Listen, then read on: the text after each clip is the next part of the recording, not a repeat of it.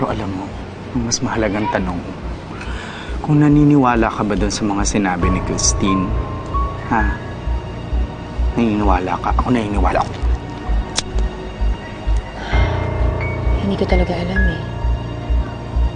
Pero Shakira, hindi ko rin maiwasan na bumalik sa pagkakataon na nagdududa ako kay Mama. Tapos, bago pa yun nung sinabi niyang si Rigor yung kumikilos para sa sarili niya. Gusto mong gumante? Ma'am Alejandra. Ma'am. Huwag mo nga akong matawag-tawag na, ma'am. Wala akong tawahang kriminal.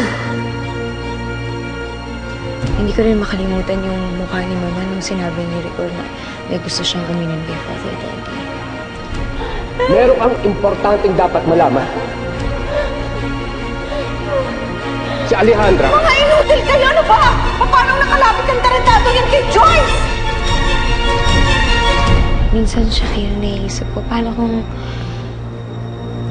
kung pinabaril niya si Rigor, hindi para iligtas ako, kundi para iligtas yung sarili niya. Posible. Posible naman, pre. Wait, pero remind lang kita that with great bintang comes great evidence. Oo eh. Kaya nga hindi ka makapaniwala kay Christine agad, di ba? Kasi wala siyang solid proof na mapakita.